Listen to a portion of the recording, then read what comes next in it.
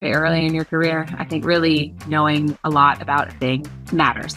It makes you more interesting. It opens up your network. But when the president of Goldman was appointed to be the CEO of the New York Stock Exchange, they had gone through kind of a governance crisis. I had already been admitted to Harvard Business School, but I turned down my spot and put my hand up. I was like, something interesting is going to happen over there.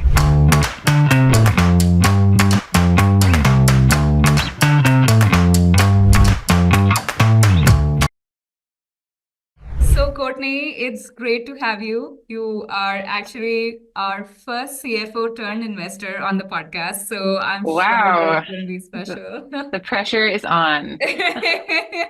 No pressure, but let's actually get to the beginning of your career. Yeah. So, how did you get here? What are you doing right now? Well, I'll start with the easy part. So right now I run a venture fund with my partner, Alana, and an amazing team of folks, including Brian and Alex. And Springbank is a venture fund investing in really early stage companies. So that's what I'm doing now.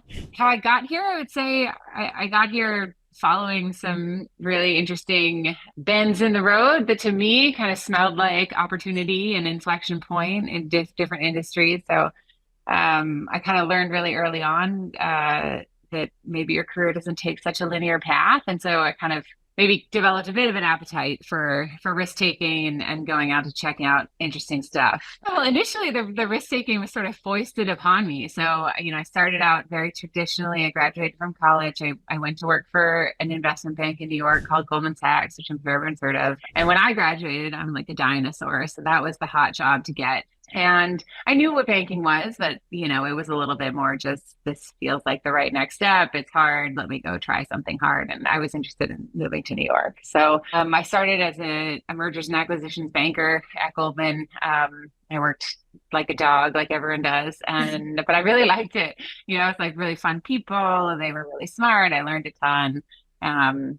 You get kind of a goofy amount of responsibility very young, so that felt fun. But then the rug kind of got pulled out from underneath me, and I got a phone call saying, listen, it was sort of the dot-com bust, so it's 2001. They were like, oh, we got all these bankers, you want to meet all these bankers hanging around. Where we really need you to go is over here to the equities division. And we bought this company called Spear Leeds and Kellogg, and you're going to go work over there. And I was like, what? What are you talking about? This is like my dream job. I'm not going over there. So I naively thought it was like a question, and obviously it was not a question. It was an assignment. So I finally, blocked that. Off I went. So, went to a different building, went to a different division, went to a job I didn't know anything about, went to work for someone I had never met. And it was great. It was incredible because, Goldman had bought this business, kind of peak bubble. Now was trying to make sense of what they had acquired. And the part that I went to sit in was a technology group called Ready that built, client-facing trading technology, which at the time was like a novel thing. You still had a lot of people running around, shouting at each other in person. And so it was awesome. It was like innovation. I was actually in a business, as opposed to an advisory role. I first kind of dipped my toe into some sort of strategy and financial reporting and just really learned what it was like to operate in a business day to day. And then also became someone within Goldman who knew a lot about like not just trading technology, but also the regulatory change that was happening at the time at the SEC around trading and trading technology, and breaking down some of the sort of monopoly rules that had meant that the New York Stock Exchange and NASDAQ were sort of the dominant markets for so long. So lots and lots of stuff was in flux, but it wasn't sexy. Like today, fintech is really sexy. Back then, no one cared about it. It was like me, some compliance people, a bunch of lawyers, we were all in deep on it, but it wasn't something where people were really trying to necessarily build their careers, or not lots of them. Certainly some folks were really forward looking. So I think that's when I first learned like, oh, wow, there's just so much out there, and if you just lift up your head a little bit and see, obviously the old, cliche, like where the puck is going, there can be really fun stuff to do. You can get even more responsibility, you can kind of be on the front end of things. So that definitely whet my appetite. and I worked for amazing people and just like loved that experience so much. So much so that I did go back to sort of the mothership at Goldman. I worked in a Right. private equity group for about a year. But when the president of Goldman was appointed to be the CEO of the New York Stock Exchange, they had gone through kind of a governance crisis. I had already been admitted to Harvard Business School, but I turned down my spot and put my hand up and was like, something interesting is going to happen over there. You know, it's this Wow. iconic institution, you know, the sort of representation and the heartbeat of the American economy, whether true or not, you know, certainly the perception.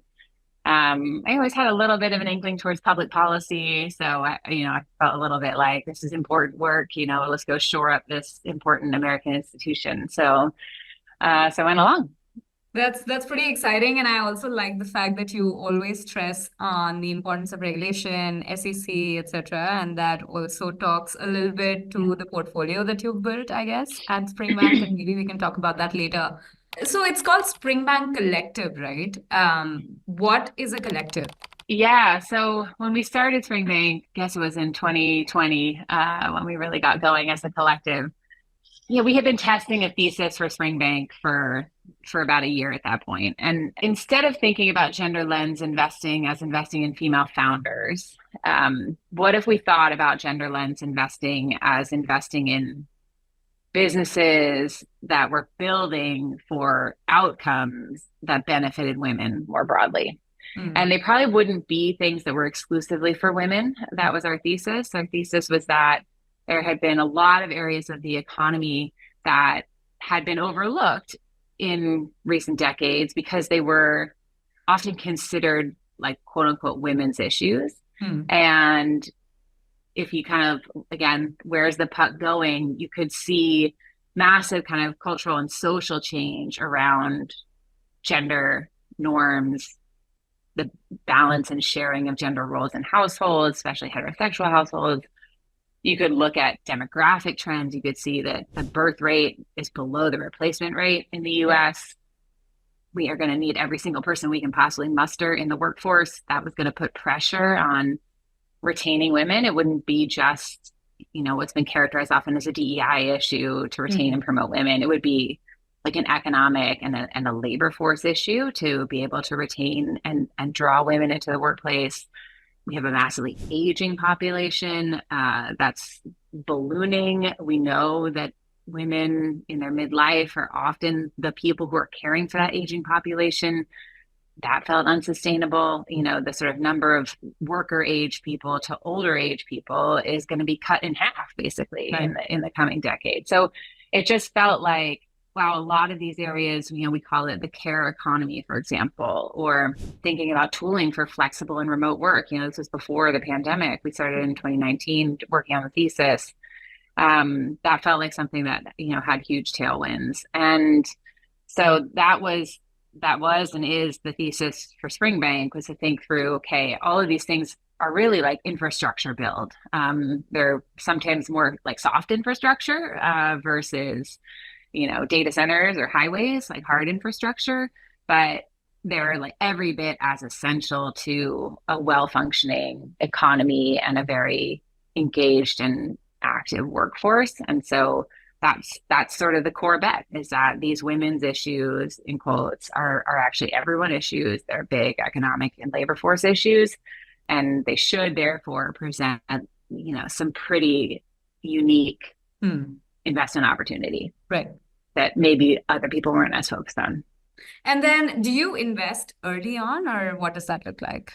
So we, you know, in the grand scheme of a company life, very early. So, you know, if you think about a public company at one end, we're very much at the other end.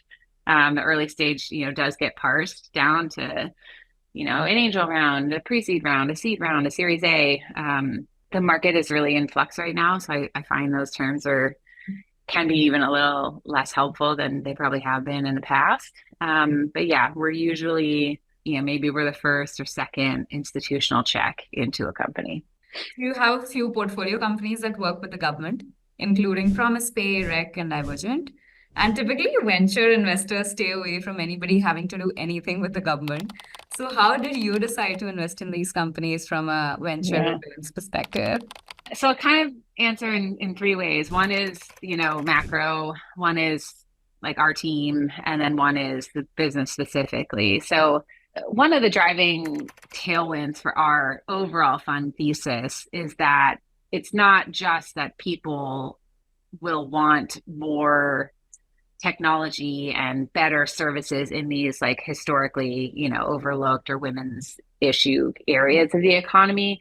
It is also that it is in the interest of many payers to pay for those. So it's not just a question of rolling out a service. We have a company called Wealthy, which is a care concierge service. So I actually, have known them for years, and we've invested quite a long time ago and have many friends who have used the service themselves. It's think of hiring a project manager, again, backed with like incredible digital and AI tools to be the point person for your family. If your family is experiencing complex care needs, you have a child with special needs, you have a mom who lives far away who needs rehab care. Could be any number of things, and someone who just takes over all the non-clinical, really like project management elements of the work. Every time you say this to someone, they're like, oh my God, I could have really used that with my dad. Or, oh my gosh, I need this right now. Yeah. But most people cannot afford that on a monthly basis, right? It feels like a dream scenario, but they think, gosh, I couldn't afford that. And Wealthy's go-to-market is through employers. It's sold as a benefit. So all the big companies that you've heard of in the Fortune 500, like most of them are clients of Wealthy. They all appear on the best places to work list in large part because they offer benefits like Wealthy. And so really key to our thesis has been unlocking who are other payers who care about this infrastructure being built because it accrues benefit to them. So employer is certainly one of them. Insurance is another one. You think about both government sponsored insurance, Medicare, Medicaid, as well as private insurance, aging population. They do not want me in the hospital. They do not want me in the ER. They do not want me in the skilled nursing facility, right? They want me at home, aging in place in a healthy way. And so it's in their interest to better resource me and my family caregivers so that I can stay and age more healthy for longer at home. So there's a lot of money there. And then government is another source of money, getting to your question. I think there's been more activity at the state level than there has been at the federal level. But thinking about states' willingness to experiment with Medicaid, states' interest in rolling out paid parental leave, for example, is a tailwind. And so we think that there are certain areas of the government where there is a bipartisan interest in investing in healthcare, social determinants of health, paid leave, things that kind of go directly to supporting their constituencies and the economy. So there is a sort of macro tailwind, which I think is real. The second is my co-founder, Alana, has a background in public policy, was in the Obama administration, worked for the State Department, and has still an incredible, network and a ton of earned knowledge around how to navigate government as buyer and how to, I think, very specifically understand and help us access quickly folks who can help us diligence. How sustainable is the source of funding here, right? Did it just get passed, right? Is this highly partisan, right? It's going to be ripped out the next time we have a change in administration? Or is this something that has broad bipartisan support? It's part of a bill that's been, going for 20, 50 years. This is a sort of reliable place to make a bet. And so her specific experience is really helpful. And in a lot of these deals where government is payer, she and her network are very much special sauce for us. And then lastly, it's the company itself. You mentioned a few of them. REC is a good example. It's a recent example. It is software that's built for parks and rec departments to help us make better use of the physical assets that cities have, whether it's parks or tennis courts or, of course, the famed pickleball courts. And REC has been unbelievably efficient in figuring out how to build something the parks and rec leaders need, structure the contract in a way where it's not super onerous for them economically, and it even generates potential upside for them for more revenue that they can bring into the parks and rec system so that they can roll out more programming. And so we really look for like very specific business model in addition to like, is that source of funding durable? So when you evaluate a company, is there a specific percentage of revenue or business that comes from the government? 100% is okay, Oh 10%? yeah, no, 100% is okay. In a lot of ways, selling to the government is, it's just really, really different. Right, The different muscle, and in some ways, it's hard to do that and something else. right, Especially a very early stage company.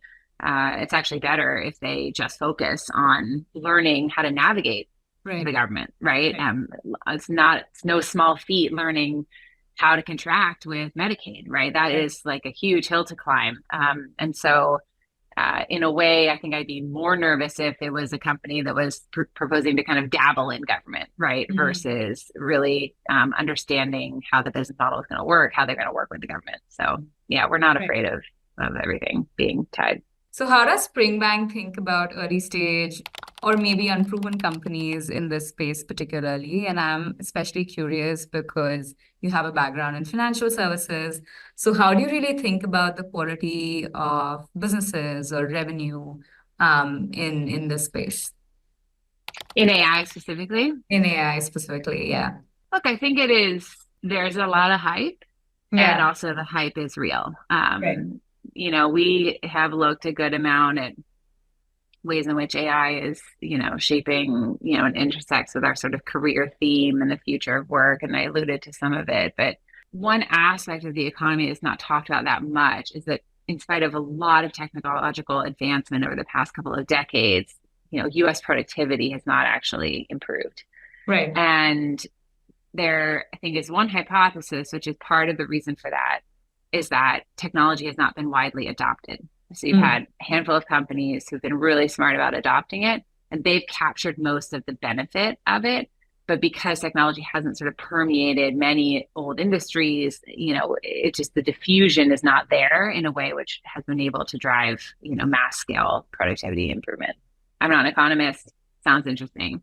What you see that's different about AI is that I think this technology diffusion is happening pretty quickly. Right. Like LinkedIn and Microsoft published a survey, this is back in the summer now, just something like, 3/4 of knowledge workers use AI in their daily job now. And, Right. 2/3 of them started in the last few months. And so the rate of widespread and wide scale adoption of this technology to me is potentially really different versus a lot of other technologies that have come through, like obviously crypto and blockchain come, up a lot in conversation, which are really amazing technologies and like have a set of use cases, but didn't achieve kind of broad penetration into the Yeah. mainstream economy in the way that AI has. And so I think that is something for us that sustains it for us as an investment thesis. Like this feels like something which we have a long way to run. There's definitely a lot of hype. Valuations are high. And also, there's really material cost savings and ROI from companies that are able to deploy it. And it can be adopted so much more quickly in organizations than lots of other tech which has come before it. So we're super excited about, what the opportunities are. And in terms of how we evaluate it, I think a lot of the AI conversation is obviously also a data conversation, Yeah. which is not just what sort of, the quality of the underlying data that you have access to, how proprietary is it, right? I mean, I think we subscribe to the view very much that in many cases advantage to the incumbent when it comes to reaping and capturing the benefits of AI because they have proprietary data in many cases. But I think a lot of where our investment focus around it, really is around is what is the use case for the AI, and how convinced are we that it's not that your model is necessarily unique, it's that you have discrete actionable data which has a degree of proprietariness, and you have a level of customer intimacy, which means that you can deliver those insights and that tooling in a way which is so seamlessly integrated that it can get that sort of widespread adoption. And so to us, the winners is really about, both the data and that customer intimacy, and, back to sort of some good old fashioned design, and sort of close work with users. How much money does it cost for them to run these models? And, how do you think about that? I mean, I don't know what the sort of, it's obviously different depending on the Right. implementation. But yeah, Yeah. it is unlike software in that it is not zero marginal cost, right? There Right. actually is marginal cost. And yeah, we have one company in the portfolio. I was just at the board meeting and they were surprised in July. Their COGS popped up $20,000 more than they were expecting, because their customers were using the tool way more often than they thought they would be, right? So there is definitely some fine tuning that has to happen, and this understanding that this is different from, typical software product. Like there is actually COGS and it is not zero marginal cost. But that to me is like, we'll figure that out. I don't think that's going to be a huge hang up. Right.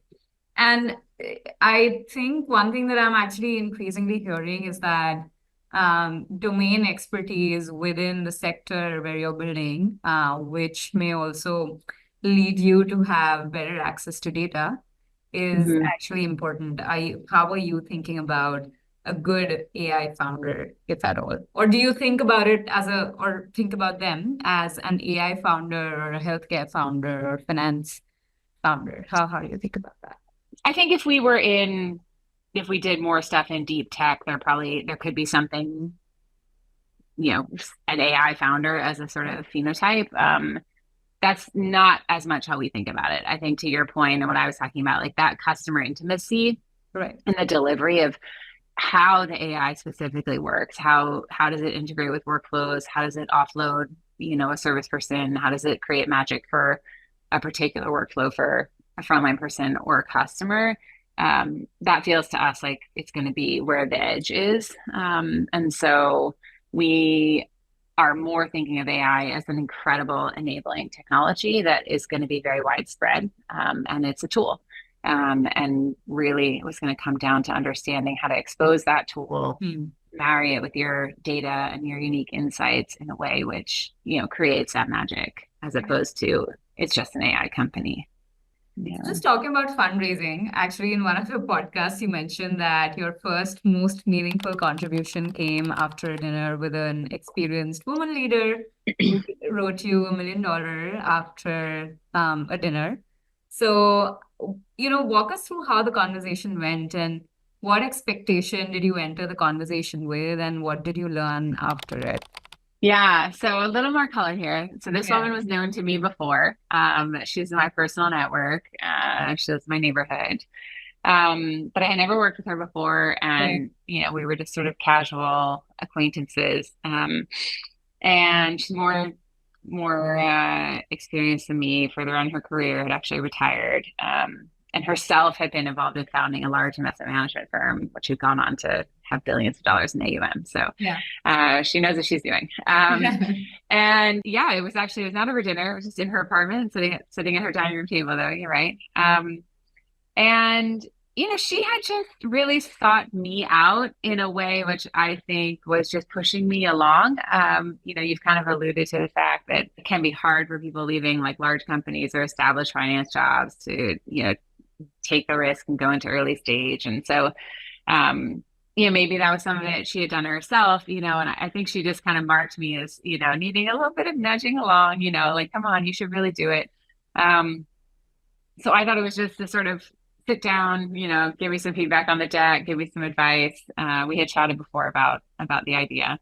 Um, so yeah, it was very surprising and inspiring to me that she just kind of got down to business. I was like, so where do I sign? And okay, let me Wow. write you a check or something, So it wasn't a check. She signed a sort of letter of intent. But it was really awesome. I have had like incredible mentors and bosses in my career. Like I've just been so fortunate, and people who have absolutely stuck their neck out for me and pushed me along when I needed it, and allowed me to take risk, essentially riding on their own reputation. But that hadn't really happened with a woman before. Ah. Most of those people were men. So it was very cool. She sort of walks the walk or walks the talk or whatever that expression is. And yeah, I was definitely surprised, very grateful. And it also, had the desired effect of me saying, okay, this is real now. Like we're going. So When do you know that you need a push? I don't know if I do know. I'm just thinking through it. I guess there's a point at which, you've kind of been inside your own head on something for a while. So maybe there's a point at which you couldn't put your finger on why you're not doing something, but you still haven't done it, right? And I guess that's when you need the push. So I'm a big writer. Like, when I have to face these decisions, like it really helps me to write things down and make a table or get a 2x2 going or whatever it is. So I think if you get to the point where you've done all those things and for some reason you haven't, you know the answer, but you haven't jumped, that's when a push is helpful. You have raised from different kinds of LPs, including family offices, insurance companies, and Hmm. VCs as well. So for someone who has a list of various LP types to choose from, how do these different LP types differ in terms of their risk and reward structures or their expectations and the kind of companies that they look for within the portfolio of their GPs? Yeah, we do. We have a really wide range of LPs, Right. as you said, and I think it's just important to understand their motivation. We have some LPs who love to hear about the individual companies and are really motivated by, in some ways, like the idea and mission behind Springbank, and like, wow, Yeah. if this build is successful, like this will, I'll enjoy living in this world that you're talking about, right? So they have a sort of like very mission driven alignment. I don't say that in like a squishy way, but Yeah. they're just like, this is cool.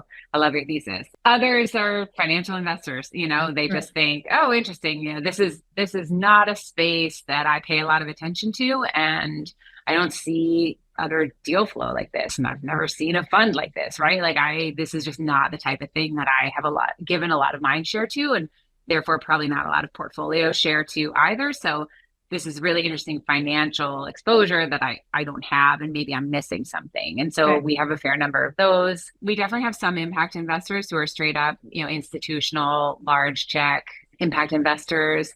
So, they certainly are very interested in the outcomes. For us, the type of impact, that we generate is great, successful, profitable companies, right? Who are building something and are sustainable. So it's less about reporting on demographics or something like that, and more, here's the stuff they're putting out in the world, and this is great, and here's adoption and things like that. So there's definitely sometimes a discussion about that with some of our investors. So a lot of it is just we use the same materials, we tell the story the same way, like it's not that we necessarily tailor the pitch. But I also think, like any good conversation, right, it's just like important to listen and understand what's their motivation and why are they talking to me? What are they looking to get out of this potential allocation? Right.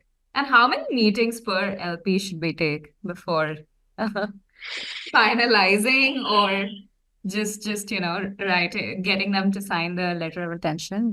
Oh, I see. So you're saying, like, what's the sales cycle? Yeah, what's the sales cycle? Yeah. God, it varies so much. I think, again, it is a good friend of mine who I've worked with in a couple of different iterations of my career, also now works in venture, and she gave me really good advice, which is you need to get to know as quickly as possible.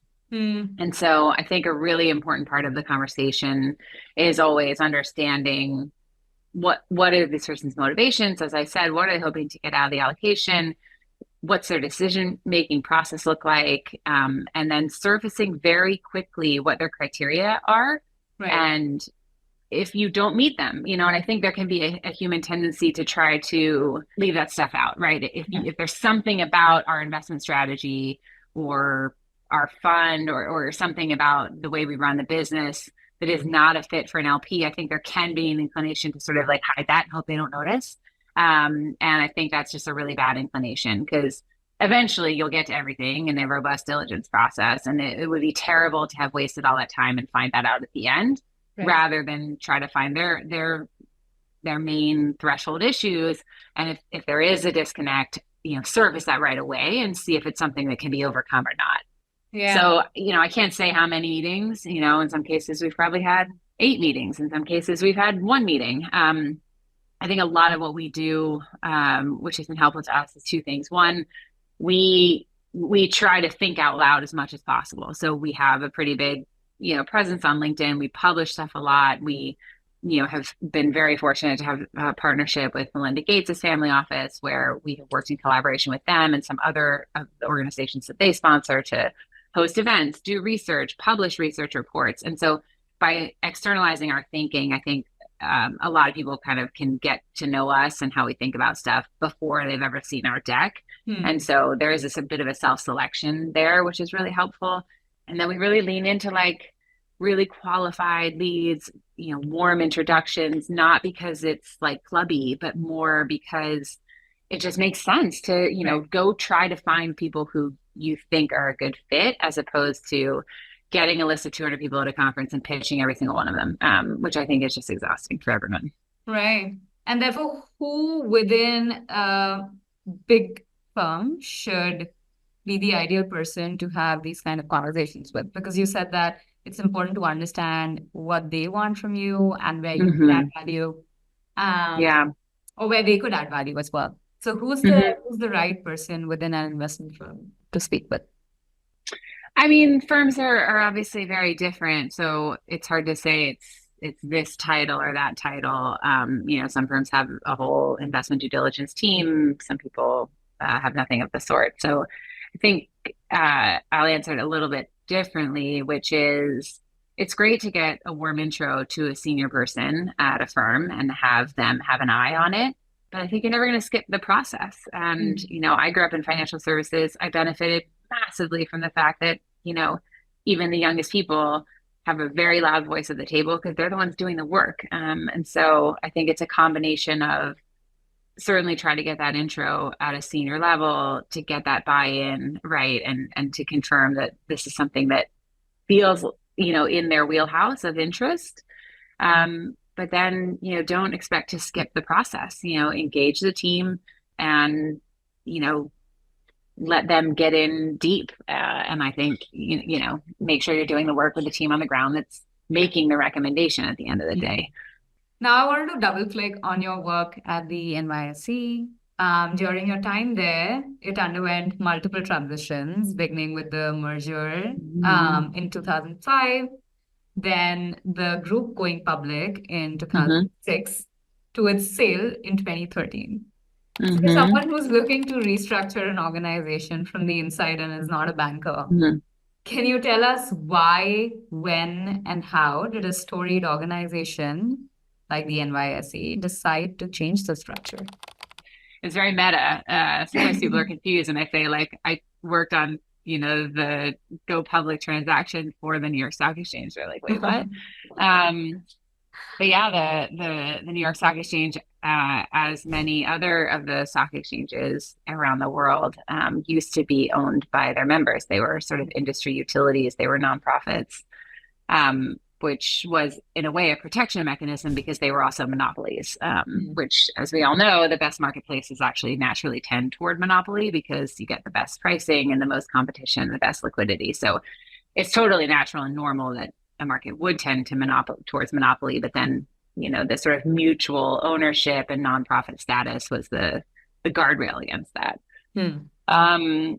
So why did it change? It changed because the rise of tech, there was, the sort of rise of trading technology. There were other markets that were popping up that were pitching that they were a much more efficient place. They might be less liquid than the New York Stock Exchange, but you could interact with them, completely electronically. You could get automatic fills. You didn't have to wait for the broker to call you back. So it was just a really different value proposition. And the regulators, I think, thought that on the whole, that was an improvement. And so they started changing the rules to make it easier for these kind of tech-only marketplaces to get penetration and take share away from the kind of incumbent monopolies like the New York Stock Exchange. So it's a classic, like, why do we have public markets story? We have public markets so that people can tap capital to grow. So when you're a nonprofit owned by your members and you suddenly are being faced with technology challengers, but you don't have any access to capital, you're not going to go do a capital call from your members, right? Merrill Lynch isn't going to write you a check to go build technology. They had to figure out like how to tap external capital to invest in tech to survive. So it became really a survival story driven by tech and regulation. And, we had to find a path to public markets and tapping public equity. And how long did it take for the structure to Not change? long. Not No, long. not long. Yeah. I mean, that's the other thing. It's like, imagine it's like any club, right? Yeah. It's like very small, very gossipy, like news travels very quickly. Right. So time kills all deals. Right. Time definitely kills a deal when that's the ownership structure. So, I'm not saying it wasn't thoughtful. Like, I joined the team in the beginning, the sort of middle of 2004, maybe. Yeah. The new management team had been there a couple months already. And we had McKinsey. We did massive strategy review. We got the company a position just to be a for-profit entity long before being a public company, right? There's obviously a lot of work, just like with a startup, that you have to do to put process in place to be ready for the public markets and public ownership. Right. And we had to do all of that. Like we didn't even have revenue systems. We didn't even have billing. We didn't bill our customers with the honor system.